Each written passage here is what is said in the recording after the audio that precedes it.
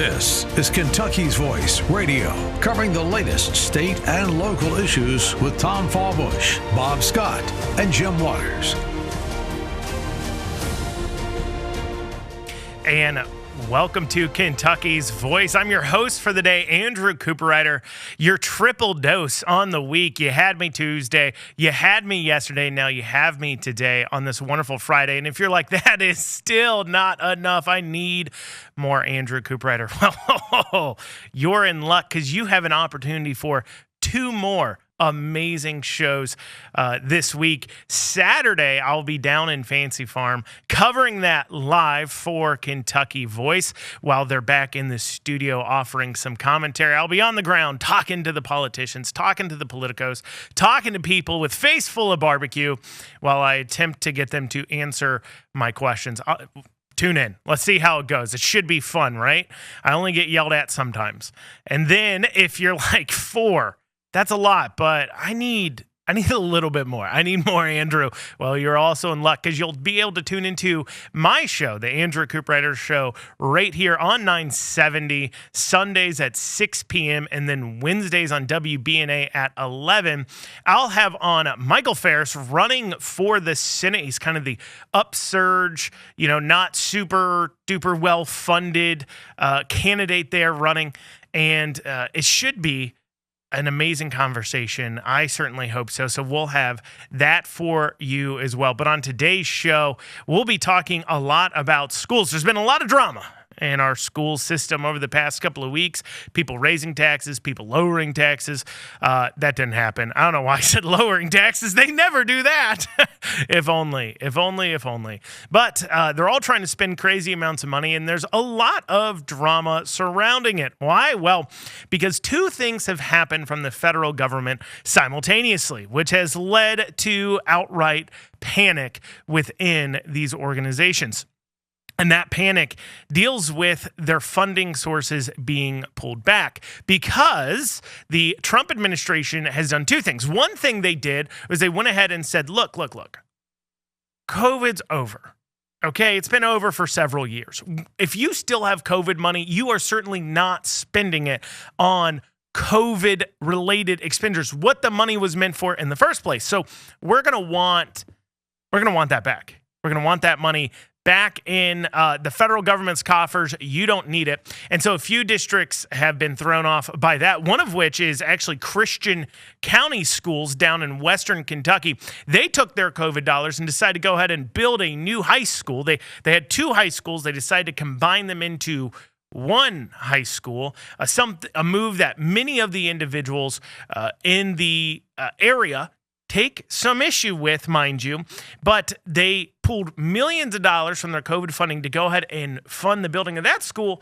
Well, now the money is coming back, and they are spitting mad. They're pretty upset about it, and so they're fighting over that. The other thing the Trump administration is doing is they're also cutting down on funding for the migrant services within the schools. Priorly, our schools have been getting federal funding, federal monies in order to help teach English to migrant children, in order to provide services to children of illegal immigrants and legal migrant workers. And they're clawing back some of that money, cutting down that funding for a simple fact that they're saying, look, we are getting these illegal immigrants out of here. They need to self-deport. We're deporting them. You don't need the same amount of funds, naturally, because you should have less people to deal with, but also, importantly, stop providing them services. If we want them to leave, don't keep feeding them. It's really simple. When somebody comes into my house and I don't want them there anymore, I don't keep refilling their cup. I don't keep offering them seconds and thirds. I slap my knee and say, "Welp, time to go." And they get the message and they get on out. And it's time that we as a country hit our knee and say, "Welp, it's time for you to go." And we don't accomplish that by pumping more and more money into serving the kids and the adults and everybody else. Go home. You don't have to go home, but you can't stay here. Okay, you got to skedaddle. Get out. go. And so the Trump administration pulling back that money has left many schools saying, well, we were actually spending that money not per se on what we were supposed to be. And so now we need to bring in more funds. We're going to need to raise some taxes. And you're seeing this out of some of our bigger school districts. But when I talk about the schools, I want to dig into some really key metrics. How are we doing? And the key metrics I like to zero in on, of course, is one, what are our testing results? Are they proficient in English? Are they proficient in reading and writing and science and all those things? How are we doing on that front? Because after all, that is the main focus of our schools. It's supposed to be.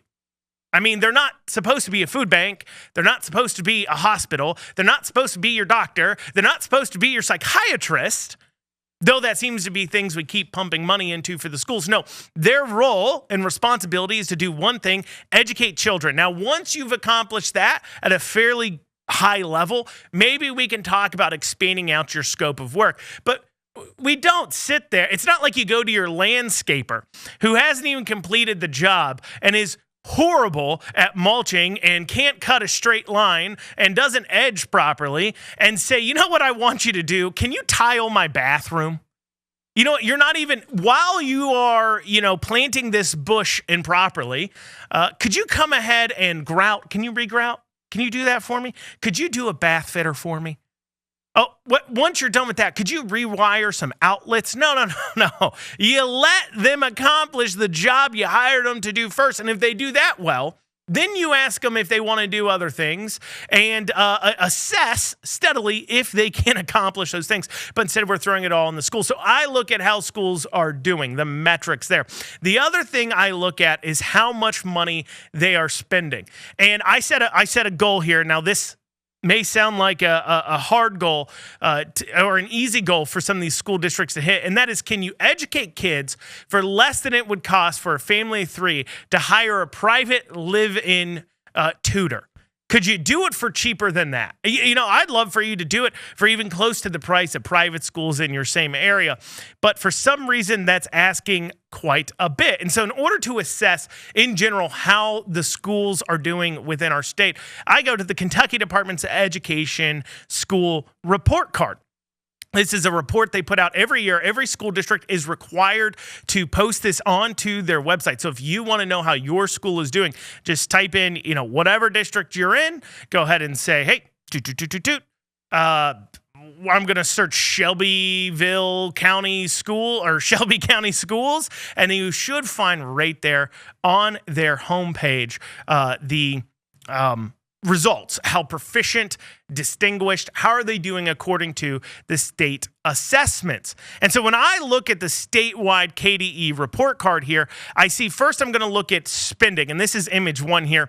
On average, Kentucky schools are spending $19,020 per student last year. This is up from $16,422 from just 2 years ago. That's almost a 20% increase in spending in 2 years. So already, clearly, this very low bar I set of could we educate children for less than it would cost a family of three to hire a private tutor that lives in their home? The answer is no, because that would be $57,000 a year. If you think you could educate your 3 children with a live-in tutor for less than $57K a year, well, you would be more efficient than our state school systems are at educating children. $19,020 a year. Absolutely crazy. So you must be thinking, Andrew, we must be getting an incredible result for our money. I mean, these kids must be coming out as geniuses. We must be manufacturing the next Einsteins here, because for that level of investment, we better be getting a great bang for our buck. Well, for that, we need to look at the testing as far as it goes. And I like to look at, when I'm looking at testing here, I like to look at 4th, 5th graders or so. Some people look at like 3rd graders and 2nd graders. Probably at that point, whether or not you're proficient has a lot to do with how much did your parents work with you to begin with. And so I acknowledge that having a good set of parents does go a long way. And it might be impossible for schools to fix a lot of their problems unless parents get involved. And I'll acknowledge that, but unless we are actually talking about that, something nobody wants to talk about. Nobody wants to talk about, when we talk about one of the big issues you see in places like Louisville and others is children attending school, actually showing up to school in the first place. And so often when they're talking about this, they're like, well, we're having an attendance problem.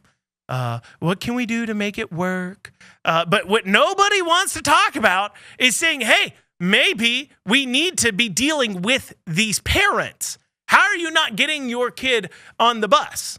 They start talking about things like racial disparities on showing up to work or showing up to school. I don't think kids are late to school because of their skin color. They're late to school because of their parents, whether they're white or black or Hispanic, Latinx. I think that's out of favor now. Latinx.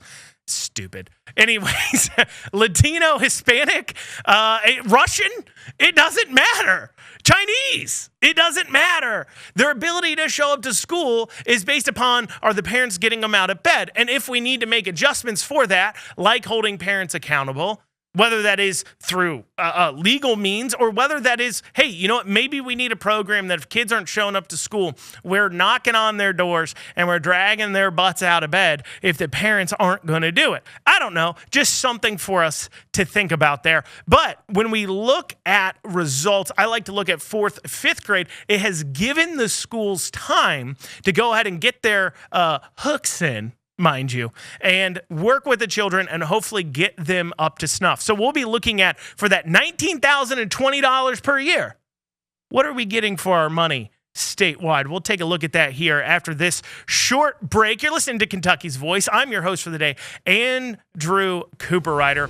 And obviously, if you're loving what you're hearing, you're going to get a lot more of me this week. As I said, tomorrow I'll be down in Fancy Farm. We want to make sure you're tuning into that, watching right here on WBNA, listening on 970 as we cover that live. And then also, you'll be able to catch me on Sundays on the Andrew Cooperrider Show. We'll be back in a few short minutes.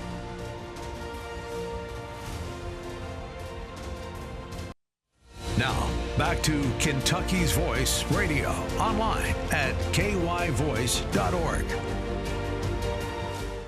And you're back on Kentucky's Voice here in the second segment on this wonderful Friday. I'm your host for the day, Andrew Cooperrider. You're getting a couple of doses of me this week. I know you're all enjoying it. If anybody around you saying you're listening to Andrew Cooperrider too much, those are negative people. You need to get them out of your lives. I would frankly delete their numbers, block them. I wouldn't talk to them anymore. But if you like what you're hearing here as we're digging through the schools and you want to support, you can go ahead and text to donate. You can be like, I want to hear even more of Andrew Cooperrider.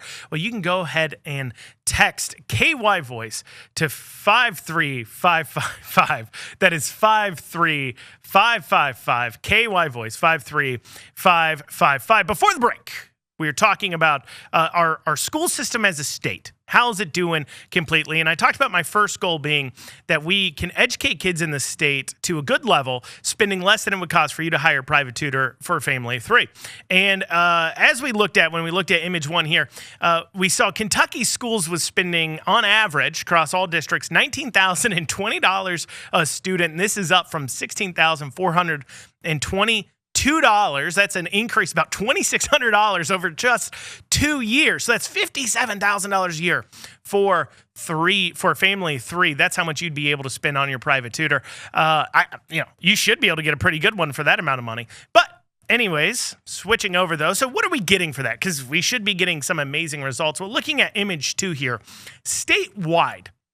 And this is 4th or 5th grade, where you're seeing that students for reading, they're sitting at a solid 46% that are testing proficient or above. 46%. That is down from 48% the year before. So we're spending more money. 2% less can read, but hey, less than half. Let's see about math. 41% can do math. is at least proficient in math. That's the same level as last year. Writing, 39%. Well, surely if they're not doing math, writing, they must know science. I mean, that's fun for kids of all ages, right? No periodic table of elements, I believe, at 4th or 5th grade. Just fun things like Bunsen burners, maybe their teacher's using. Maybe they're creating rockets out in the yard there. Well, what are they at? Well, hell, they're at 34% when it comes to their ability to understand science. So they can't do that. They can't read, they can't write, math, science. What about social studies? They should expect to at least kind of know how their government operates, right? Know their rights, know the intent, prepare them to be good adults voting. Well, that's not a high priority either. So that's at 39% on social studies.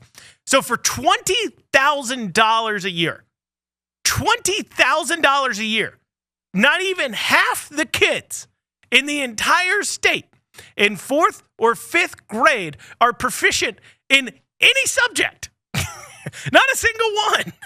There is not one we excel at all. Now, you might be saying, Andrew, you see, the kids haven't been in the government schools long enough here. Sure, 4 to 6 years sounds like a lot of time, but when it comes to overall, that's not very good quality. So let's look at how they do in their last year of assessment before they graduate. So this is the 10th and 11th grade. So surely this is enough time. They're getting ready to graduate, getting ready to go out into the adult world. They're getting ready to live amongst us as our neighbors. Surely they must be pumping out by that time some pretty stellar kids. Well, let's take a look here at image 3.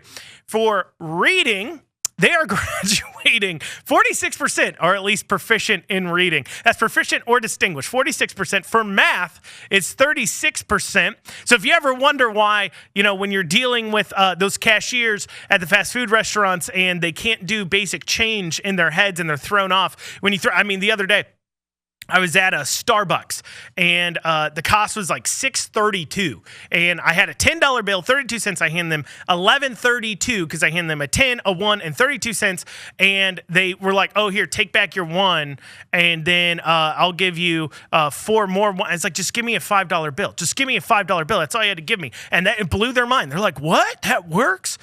These kids. Anyways, writing 43%, science 34% are at least proficient, and social studies at 39%. So to say again, over half of the children in this state, over half of the children in this state graduate without being proficient in reading or writing. 2/3 are graduating without being proficient in math or science or social studies. They don't even know how our government works. These people are about to vote. Their vote matters as much as yours does, okay? They are deciding their future leaders, and not even 2/3 of them in Kentucky know how their government operates. Guys, this is a problem. This is a big problem. Now, some would say, Andrew, this isn't a bug of the system. This is a feature. They don't want them educated. They don't want them to know how to vote. They don't want them to know their rights. They don't want them to be able to weigh in and actually decide who's leading our nation. They want to control them with fancy ads and slick videos and lies and everything else. And you know what? It's working. It's certainly working. And we see why, because 2/3 of them probably don't even know what the difference is between the judicial, the executive, and the legislative branch. They probably don't even know how many they probably don't even know how many senators we have. That's what's sad. That's what's sad. But why do I bring that up? Because, as I said earlier, many of these districts are crying over money. And 2 of our largest districts in this state, Fayette County Public Schools and Jefferson County Public Schools, that's Lexington and Louisville, for those of you who are unaware, are some of the biggest offenders when it comes to crying about money right now. Obviously, there's a big blow up in Fayette County dealing with their attempt to raise the income tax. Essentially, here in Kentucky, we have an occupational tax. So it's kind of like an income tax.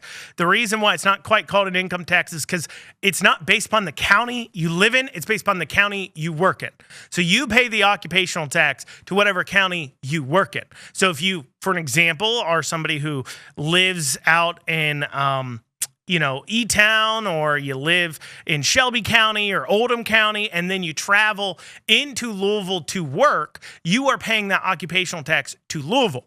You are paying that occupational tax to Lexington if you're traveling into Lexington to work. So this wasn't just a tax increase on the citizens of those counties, those whose students are going to that school. No. They wanted you, the commuters, to help pay for their failures at an even greater rate. And what they're going to go ahead and do is they're going to raise the occupational tax by a quarter of a point. They were charging 0.5%. Now they wanted to charge 0.75%, but that is a 50% tax overall. And they were going to do this. It was expected to raise as much as $40 million more a year in tax revenues, because they had a budget shortfall of right around about $16 million. And we could see, I see why the kids are bad at math.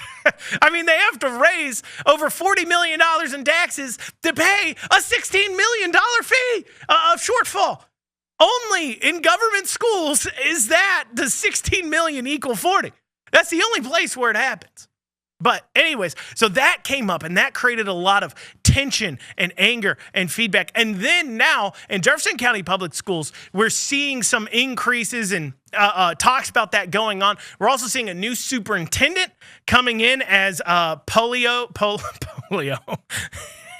Vaccinate them. No, I'm kidding. Anyways, as Dr. Polio is moving out of the district here, and we're getting a new superintendent here in Jefferson County. And so we'll be digging into what's going on in those school districts, because surely if you're asking for more money, you must be proving that it's worth it. So we're going to look at their results. We're going to look at how much they are individually spending. And there's going to be a really crazy statistic for some of you that will drop your jaw. You will be blown away when I go over that after this short break. I'm Andrew Cooperrider, covering for you today on Kentucky's Voice. You can also tune in tomorrow, once again covering Fancy Farm Live, and then you can listen to the Andrew Cooperrider Show right here on 970 AM Sundays at 6 p.m. and then on WBNA Wednesdays at 11. You can tune into the Andrew Cooperrider Show. If you need more of me, you're like, hey, I like that guy, I want to see more of him, that's your opportunity to do it. Plenty of it for you, but we'll be back in a few short minutes to dig into those two school districts. Now, back to Kentucky's Voice Radio, online at kyvoice.org. And I am back here on Kentucky's Voice. Andrew Cooperrider, your host for the day. We have been talking about our school districts here in Kentucky. First, we went over overall the state. Now we're going to be digging into the individual districts that are having a lot of drama right now when it comes to taxing and spending. What are they doing with our money? The two largest districts in the state, Fayette County Public Schools and Jefferson County Public Schools, Lexington and Louisville. First, we're going to start with Fayette County Public Schools. Let's start there. So how much is Fayette County Schools themselves spending per student? So you heard the average on the state's $20,000-ish. Let's see what Fayette County Schools is spending. This is image 4. We are seeing that last year they spent $22,322. $22,322. If you are educating, if you're a family of 3, that is $66,000 a year spent on educating. And that's not even the full year. Remember, you still have the summer. You still have the summer as far as that goes. But that is up from $18,360 just 2 years ago. That is $4,000 of an increase. That is, what is that? That's over-ish, 20-ish% over, right? Because that's an increase of 4,000. So that's right around 20-ish%. I'm good at math. I graduated from Fayette County Public Schools. So if I do wrong math, you'll see why here when we talk about how good they're doing. But anyways, $4,000 increase in just 2 years. That is absolutely ridiculous. And what are we getting for that money? So let's look at our 10th or 11th graders here on image 5, looking at our 10th and 11th grader results when it comes to our Fayette County Public Schools. We see that they are graduating. This is their last assessment before they graduate. At 52% of them are at least proficient in reading. Hey, whoa, that's the first stat we had above half. First stat today above half. It's only 2 percentage points above half, but hey, it's It's above half. That's doing better. We got math at 39% that are at least proficient, writing at 44%, social studies at 44%, and this one is a doozy. And I need you to remember this. They are graduating. These high school students out of Fayette County Public Schools are graduating with only 9% proficient, at least in science. Only 9% are proficient or distinguished in science. 9. Now you think, well, that's just Fayette County Schools. Well, let's look at JCPS real quick. I want you to remember that science stat too, as I said. Looking at image 6 here, what's Jefferson County Public Schools spending? $22,060. Right up there again, right at that $66,000 a student mark. That's up from $19,863 just 2 years ago. And what are we getting for that money? Looking at image 7 here, we are seeing reading at 37%. Math at 27% are graduating at least proficient or distinguished in math. Writing, 29%. Social studies, 30%. Science, again, is at just 10%. That's down from 15% the prior year. That is a 33% decrease over 1 year. 15 to 10%. It was already dirt low at 15%. Now, I just gave you a lot of numbers. I've given you tons of numbers so far today. And, they can be boring. And you're like, I don't remember most of those. I remember the 9% science for Fayette County Public Schools and 10% at least proficient in science in Jefferson County Public Schools, because you told me to, Andrew. You told me to remember those. And I'm a good listener, so I've done that. I've remembered those. But the rest of them, I can't really remember. And I think that should be important to you, because not a single one of these numbers has been impressive. Have you heard a single one of these been like, oh, they're doing pretty good. Doing pretty good. I want to send my kid there. That sounds like the kind of school that I want to enroll my child in. But yet, literally tens of thousands of Kentucky students are enrolled in these failing schools. Now, remembering now that science at 9 and 10%, this is going to blow your mind. Okay? So according to a study published in Sage Journal in 2022, and it's been cited by Psychology Today, 11.7% of students reported having experienced at least one form of educator sexual misconduct during grades K through 12. To say this another way, the children graduating from Fayette County Schools, the children graduating from Jefferson County Public Schools, the two largest school districts in the state, are more likely to graduate having experienced inappropriate sexual misconduct from a teacher than they are to be proficient in science. They're more likely to be sexually inappropriate with a teacher than to know the periodic table of elements. Why is this okay? Why are we not marching in the streets about this? Now, my kid doesn't go to public school, so I'm not marching in the street about it. I see these numbers. I don't want my kid to go to a school where they're more likely to be sexually assaulted by a teacher than to know science. Last I checked, they're supposed to be learning science, not sexual inappropriateness from teachers. So I don't send my kid to those schools, but why are you? If you're listening to this with public school kids, why are you not demanding better? Why are you not down at your school board every single day demanding that they learn the periodic table of elements before they get their butt grabbed by their tennis coach? Before their math teacher makes a sexual joke at them? Why aren't you? This is a complete failure. None of it's good. None of it's grand. Right now, the school district should be groveling at the feet of the parents, groveling at the feet of the taxpayers of their counties, apologizing profusely. Your school board members should be dragging in every single administrator, every single leader of these schools, and demanding answers for why they are failures. But that's not what we're getting. Instead, we are chastised as the public for asking questions. No, instead, we get blatant and ridiculous lies, misuse, and abuse of tax dollars while they constantly push for more and more money. And it's absolutely ridiculous. And to give you a few stories here, going to Fayette County Public Schools, and I posted about this early this week. If you want to follow me on the socials, it's at KY Cooperrider on X. On Facebook, I think it's the same handle, but just search Andrew Cooperrider. You'll find me. So I posted about this earlier this week, but Fayette County School Boards was set to, this is a crazy story. So they were set to waste up to $200,000 on a team building retreat for the school board. So what their plan was, is they wanted to do team building with the school board. And that was initially going to cost $90,000. And at the last or two school board meetings or so ago, Amanda Ferguson, one of the school board members, said, look, I don't want to attend. And apparently they were told that the contract they signed said that if all the school board members attend, it's $90,000. But if all of them don't attend, if one doesn't attend, the cost goes up, not down, up to $200,000.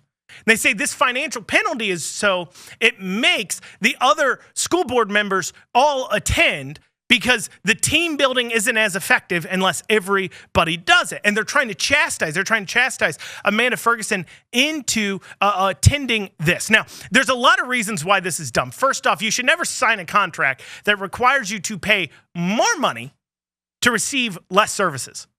Now, unfortunately, this is pretty common within our governments overall. It's an unfortunate fact. I mean, we see this with Kentucky Wired. This is the broadband plan to bring broadband to all these rural areas. And right now, you could literally do Starlink for, I believe, 1/10 of the remaining cost. You could buy Starlink for every single household in Kentucky. And everybody would be on the internet tomorrow.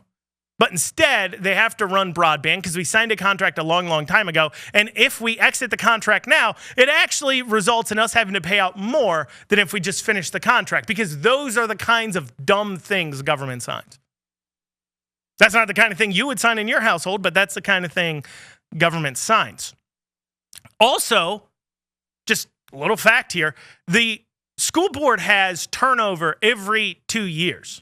It actually came out later that this was attempted to be done several years ago, but it was called off because one of the school board members ended up retiring or stepping down, and somebody else had to fill in their seat, so they called off the team building. Because every 2 years, at least 2, if not 3 of the seats in Fayette County School is up for election. So you're going to spend $90,000 or $200,000 to team build with a team that's not going to exist because the entire team building project and exercise is 2 years long. That team's not even going to exist at the end of it. And yet we're going to spend that money. So that's already a waste, because what are you doing? This is an elected position. You're not owed that seat. But it has since gotten a little more interesting, because school board member Amanda Ferguson actually came out and made a post on her social media saying, look, we've been lied to here. The school board never voted to approve this contract. We never said it was okay to spend this money. It hasn't been agreed to. Where did we sign a contract that was $90,000 for team building for the school board that would then be $200,000 if I don't attend? Where's that at? And some questions were asked, and now we have this from Herald Leader article. It says, Fayette County Superintendent Demetrius Liggins acknowledged Monday that district officials provided inaccurate information about this week's 2-day school board retreat and possible 2 years of team building training that could follow. Liggins said the 2-day retreat can proceed this July 31st and August 1st, even without formal board approval of the contract. The session falls within the scope of services already provided by the district's membership in the council. So this was being provided by the National Council of School Boards or something like that. Liggins said he didn't this tells you, they're trying to raise our taxes. They don't even know the answer to this question. Listen to this. It'll blow your mind. Liggins said he didn't immediately know how much the district pays to be a member of the Council of Great City Schools. The idea of the training is to strengthen a board to improve outcomes for students, he said. They're literally just got in trouble for trying to raise the income tax in Fayette County by 50%, trying to raise $40 million in taxes. And when asked He first says that this contract costs $90,000, then $200,000, and now he's like, actually, I think it's included in our membership to this group that, by the way, I don't know how much we pay for it. I don't know how much the membership costs. How could you expect me to know? I'm just the guy who leads the school district. Absolutely ridiculous. Well, coming up after this, we'll be digging into Jefferson County Public Schools. They have their own misspending. And Fayette County Public Schools, their budget work ideas come back. Instead of raising taxes, what else could they do?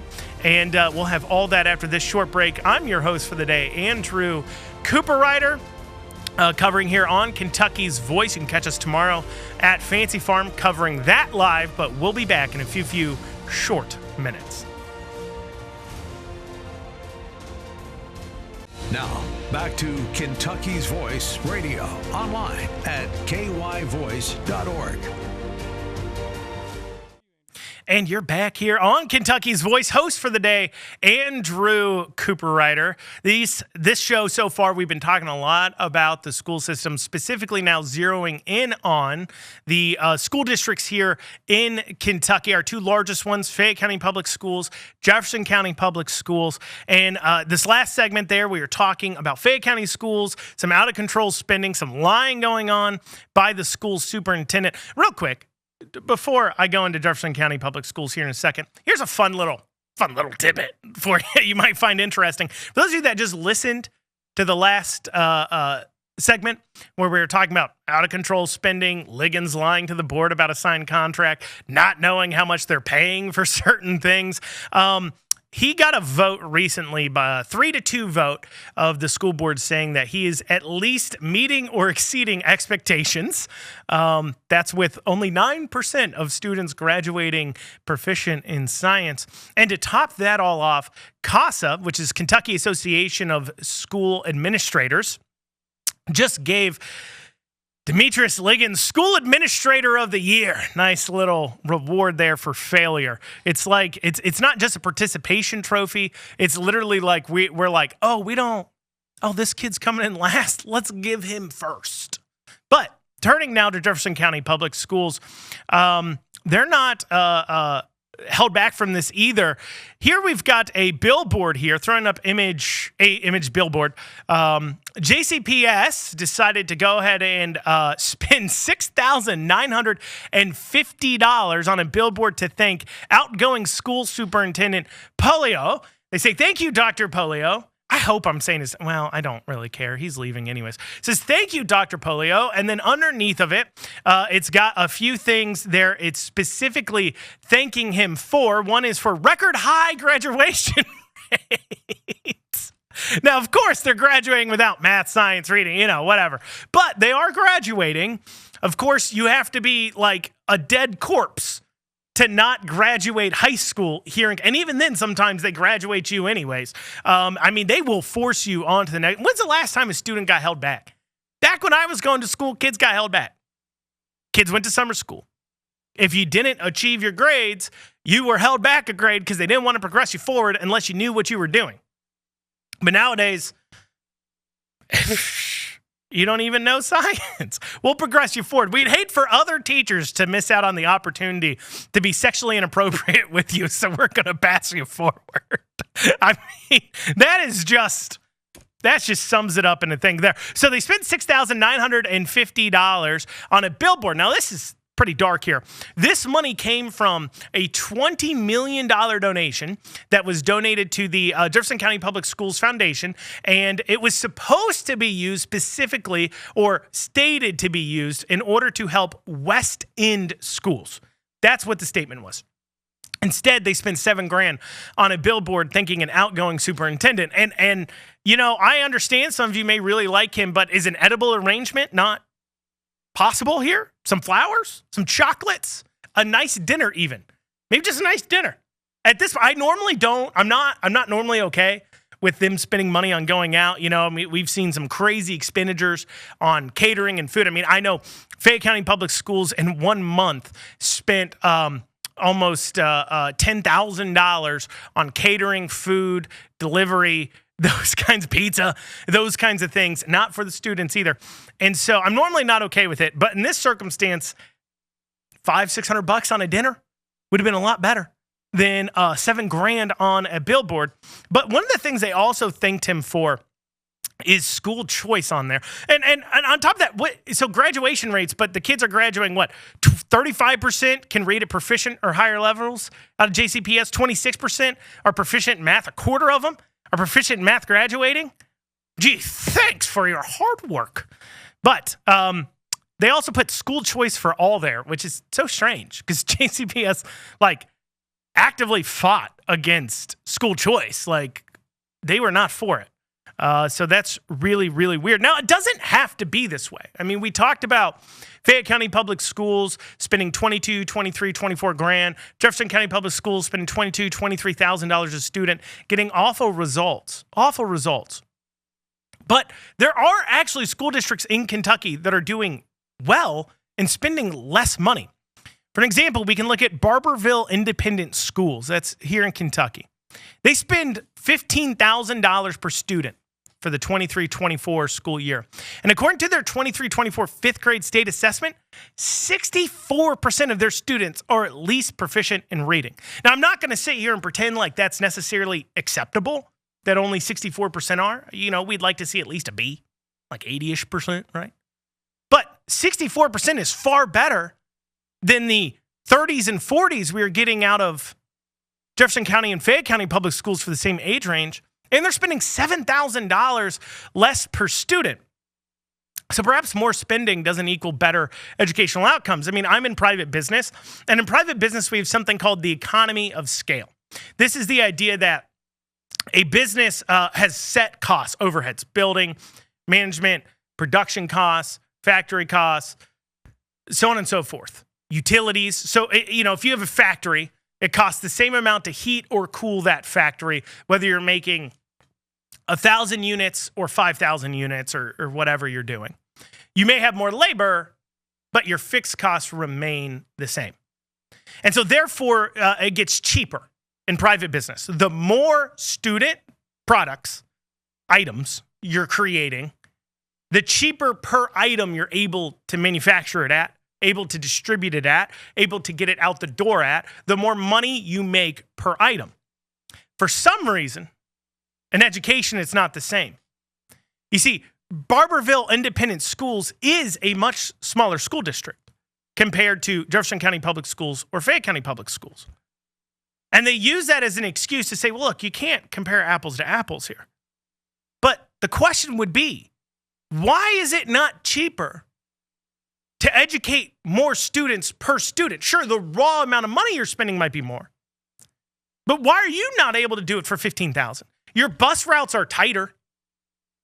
Your schools are more filled. You don't have empty seats in your schools necessarily if you put them right. Your teams and your coaches and your administrators and all those are shared amongst more people. You should be able to return a similar product for cheaper, but instead they're spending way more, $7,000, $8,000 more per student, and getting worse results. And if you say, well, big school district, small district, can't compare them, why don't you break? If you can do it at a small scale, you should be able to do it at a larger scale. And one of the reasons we can point to here is to do with their overhead costs when it comes to administration. For example, looking at Barberville Independent School, they have about one support staff for every 15 students. So this is your non-teachers. So this is your administrators, your maintenance guys, I guess your teacher assistants, if you have those. Jefferson County Public Schools has one support staff, one non-teaching staff for every 12 students. So certainly presents an issue. Now, if you were hopeful that the new superintendent Yearwood might get it done, well, that's, because Polio's leaving, Yearwood's coming in. Maybe he'll be a change of pace. Maybe he'll show us something different. Maybe he'll stop the madness and start educating kids regardless of anything. Well, let's look at clip 5 here and see if that's the case.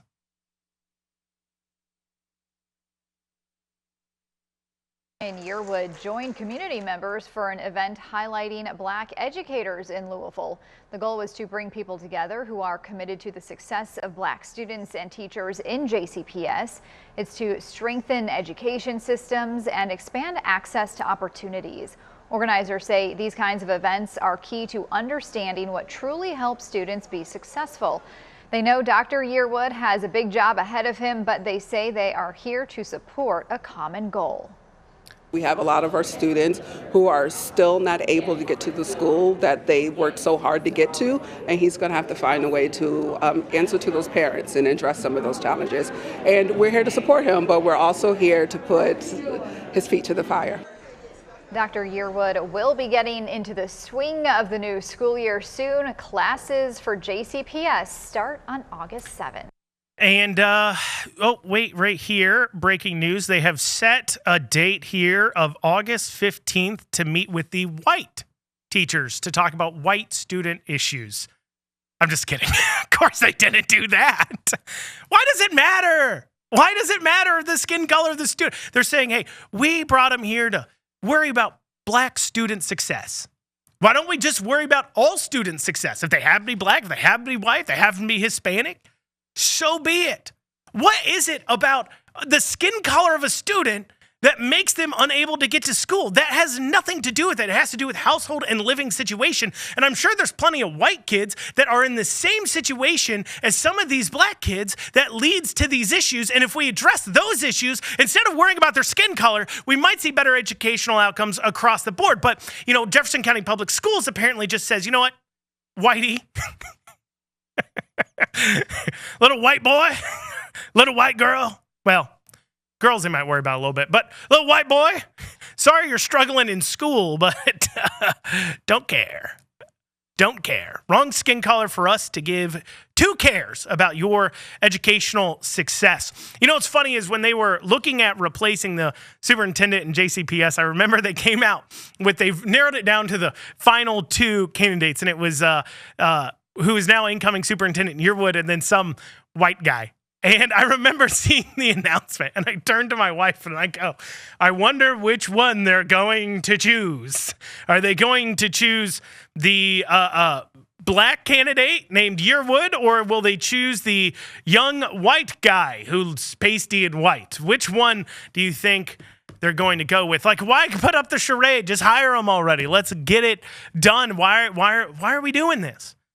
And maybe if schools stop caring so much about students' skin color, maybe, just maybe, we could deal with the sexual assault problem we're having in the schools. Maybe we could deal with the sexual misconduct by the teachers. Maybe we could deal with student success across the board. Maybe, too, the minority children, instead of being zeroed out, if we just treat everybody equally because we're not racist, they might rise to the occasion or be held to the same standard. The white students would be helped out. The black students would be helped out. The Hispanic students would be helped out. And they could all graduate without being proficient in science and math and reading and everything else. And maybe, just maybe, we may not have to spend $22,000 a student to achieve it. Well, y'all, that's what we have time for today on Kentucky's Voice. I'm your host for the day, Andrew Cooperrider. Make sure you're tuning in with us tomorrow. Very special show. I'll be live on the ground doing interviews, talking to folks, getting reaction as we check out Fancy Farm and cover that right here on 970 AM and WBNA. We'll see you back here tomorrow.